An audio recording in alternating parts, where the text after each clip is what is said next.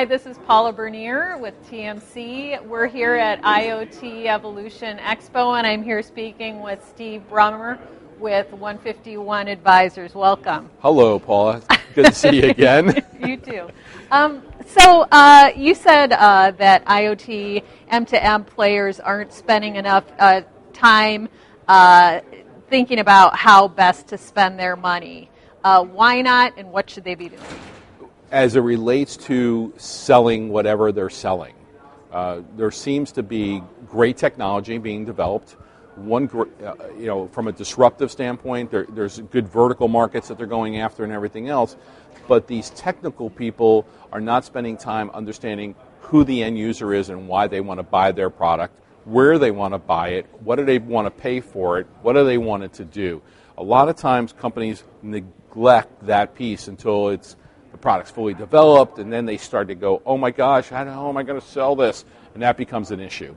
So we are helping companies in that sales, marketing, business development strategy, and execution piece, because so many things are available to them, whether it's going through direct or indirect, retail, enterprise, distribution. How are you going to bring that product to market? So we find that that's a big hole in a lot of people's go-to-market strategy programs, and we want to try and fill that. And the IoT industry is widely discussed as being very fragmented, wide and deep. How is that a problem? Is that a gating factor in greater IoT deployment? I think we have a lack of education. I think we are finding we're not telling our story really well. IoT means different things to other people, right? So if I were to ask you what the difference between IoT and M2M is, do you have a good solid answer? Do I? Yeah. Well, I think that the answer that I've heard is that M2M is more about the connectivity piece, and IoT is a broader definition. So that's a good answer. I'll give you another one. IoT never came into place until the consumer products were brought into the world, right? So if you go to CES and you walk the show floors, everything around wearables, Fitbits, smartwatches, connected home, doing refrigerators and everything related to it are all on that IoT side. But M2M still exists, but is it a truck? Is it an asset? Is it a trailer? So we've had some discussions where those are the dividing lines. It's this consumer versus enterprise right. and industrial side. Even though M2M has been here for how long? We've been doing M2M, 15 years plus. It's like, remember ASP before cloud? So what's the difference? Right. It's pretty, and that's why so many of the other publications that are out there are still on the M2M side, right? They're still sticking to that whole world versus the IoT side. So beyond the fragmentation, what are some of the other challenges that IoT faces before it can get to broader mass market deployments? Well, I think if you look at the compelling reasons why people are not deploying it, it is the idea that there's no solid ROI being explained to them. Is it efficiency? Is it productivity? Are they trying to save money? What are they trying to do? So but it's different for every IoT that's application. That's correct, which is confusing. Yeah. Right? So how do you differentiate yourself in that situation? And looking at who's going to buy it. We spend an absorbent amount of time trying to understand who's going to buy this, what are they going to do with it, where do they want to buy it from, who's their trusted source for that product. Is it a wireless carrier? Is it a hardware player? Is it a software developer? Is it a systems integrator?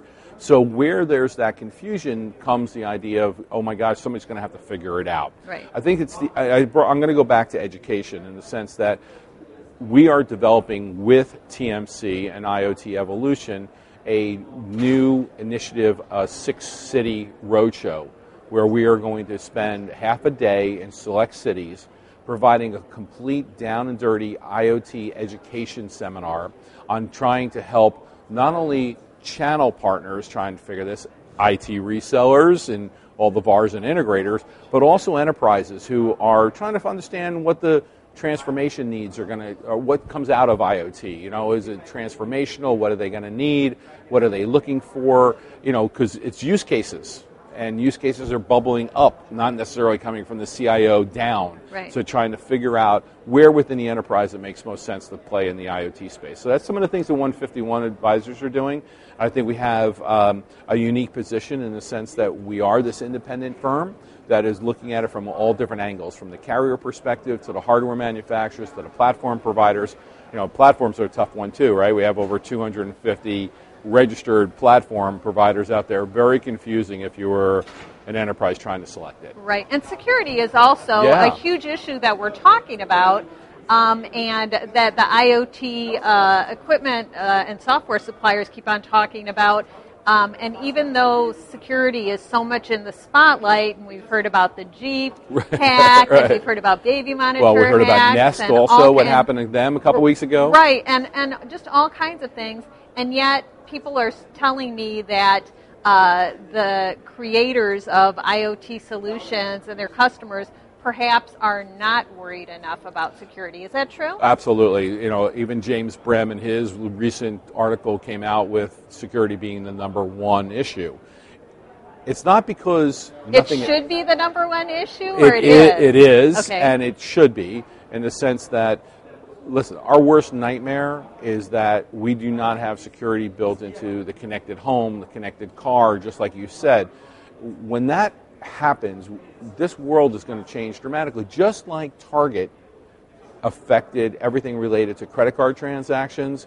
We need to be smart enough to make sure it doesn't happen to us on the IoT, because we're going to end up taking giant steps backwards in trying to go through it. So you're seeing a lot of companies work with secure gateways, building that secure gateway, or putting some kind of security built into whatever the interface is to the sensors, the interface to the modules that are out there. Right. So I think that's going to be a big aspect of it.